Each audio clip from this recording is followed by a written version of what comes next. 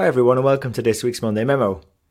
Today I'd like to talk about marketing and I suppose what that word might mean to you. I mean, when I say marketing, how do you feel about it? What do you think about marketing? Is it important? Is it essential? Is it something that you do or try and avoid doing? You feel uncomfortable doing it or haven't really thought about it? Because I suppose for a lot of us, our interactions with marketing are either maybe at some point during our training, where we learn some theories like the 4Ps, the 7Ps, segmentation, differentiation, all that good stuff, or trying to justify why we give the marketing team an increase in their budget, or how it feeds into our strategy and how we demonstrate a return on that expenditure. But the actual purpose of what I want to talk about with marketing today is more about how we make an impact in finance so we can remain relevant. And there was just a recent example that I'd like to share with you as well in terms of how we can do a few simple things to make us more effective at marketing. I'm not saying for us to become experts, just that awareness of the importance of marketing and helping us go and capture value for organizations. I'd like to start though with one of my favorite quotes from Peter Drucker, who really says, and we know this, that the purpose of the business is to create and retain a customer. You know, without customers, there is no sustainable business. There are no numbers to go and report out, and the business will cease to exist. So another thing then to bear in mind with customers is that customers are people. And typically what people want is very different to sometimes what we think they want with our rational mindsets. And that brings me back to a recent encounter I had with a family member. I tend to get these now and again, but they asked if I could take a look at their books for them. This family member, she runs a cleaning business.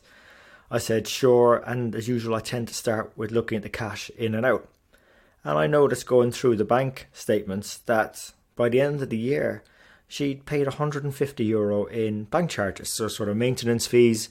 There was a couple of overdrawn occasions. I got penalties on those. And I thought, if we raise that insight, it's a valuable insight. Paid €150 on bank fees. You could probably save over 5 years, 750, and you could switch bank accounts where they don't have maintenance fees and pre-approved overdrafts and avoid charge on your account. So I took the lazy route and I just said to her, you could save €750 by switching bank. And the response back to me was, that seems like an awful lot of hassle, trying to switch my bank account. I've got a load of direct debits and standing order set up against it. I don't think it's worth it. Now that might come a shock to some of you, because who wouldn't want to save money? For me, that's one of my things is I'd like trying to help people save money. But decision makers are not as rational as economists make them out to be, and we should never forget that. And that's why marketing is important, and research backs this up. Despite tests that they do out there, 75% of buying decisions are made at a newspaper or advert headline alone. That's a phenomenal amount. That's before they've even done any analysis on whether something will give them the value they're looking for. It's an intuitive, emotional type judgment. And even think about it this way. If you were to go to someone for financial advice, would you take it off someone who was wearing a 2-piece bright orange suit with an oversized bow tie and a silver belt buckle with their initials engraved on it, or a person who had a briefcase, navy suit, and a white shirt and a plain tie? I think most people would probably deem the person in the navy suit a bit more credible. So like my family member, the decision is typically made emotionally and then backed up afterwards or rationalized afterwards with numbers to support that decision that they've emotionally made. It's essentially irrational. It's where the unconscious mind sends its answer up to the conscious mind, who then expects to go and assemble the rational arguments to support their emotionally made commitment. It's like when a customer says, I want to go think about it. Essentially what the customer's saying there is either they're emotionally frightened of saying no to you, or we just haven't provided them the food necessary to the unconscious mind to send the right signal up to the conscious mind to rationalize the buying decision. And therefore that means we need to do two things. One is to know our customers and also know their why they particularly want something. So there's a number of steps we can do this. The first one is to establish that emotional connection with an insight. So if you think about in finance, we're already a bit of a disadvantage. Our bread and butter are numbers. It's a relatively new invention. The numbering system we use nowadays has been around about 1500 years. I mean, that's quite new when you compare it to the fact that language, human developed language, has been around 150,000 years, so 100 times longer. So getting a message laden with numbers is going to be a bit slower to get through people's minds than perhaps an emotional one. So we need to make insights a bit more emotional. So if I go back to my family member with the cleaning business, I obviously had the influence there already. We had the family type relationship and she knew I'd been an accountant for many years. So if I'm going to make an impact there, I have to perhaps ask them a few questions. And I call these the have-want analysis. And we've talked about this previously as well, is understanding what it is that they have versus what it is that they want. And then if we can identify that gap, we can help them solve a problem. So I asked her straight out, why are you in business in the first place? Ascertain that why. And really what it was given her family circumstance, her business was more to pay for the fun activities that the family did, to go on the holidays. Her partner typically covered the bills and all the other sort of usual expenditure a family would have. So it was more like the fun money. So that was a great bit of insight now to gain from what our customer wanted. And then I could put the numbers to one side now and start asking some more questions. And so, you'd be interested in finding any ways of actually going to do more fun things with the family. Is there a particular place you'd like to go for holiday? And she said, sure, I'd love to go to the south of France with the family. And I was thinking, okay, that's probably about 150 euros each a flight, including bags return. And there's 5 of them there.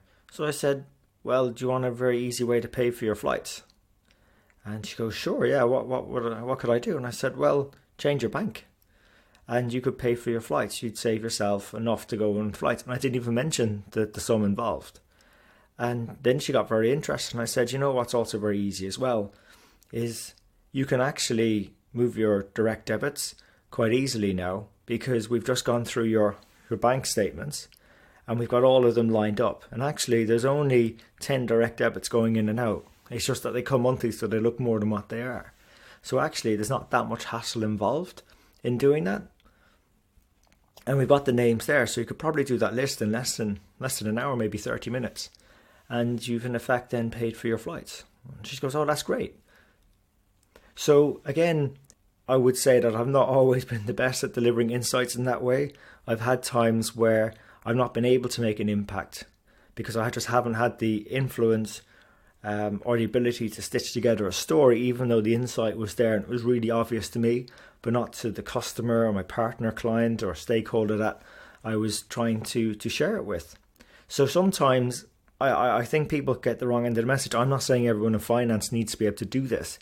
What I would encourage though is to buddy up with people who are good at doing this. So typically there are marketing and sales professionals in our organisations that buddy up with. There are other people in finance teams, particularly the commercial finance arena, that are very good at layering insights into an emotional story and building that connection so that it resonates with the decision maker. But either way, you're going to have to either figure it out yourself or buddy up with someone who can do it. That's how we're going to remain relevant in accounting and finance. And I'd also encourage start small and prototype.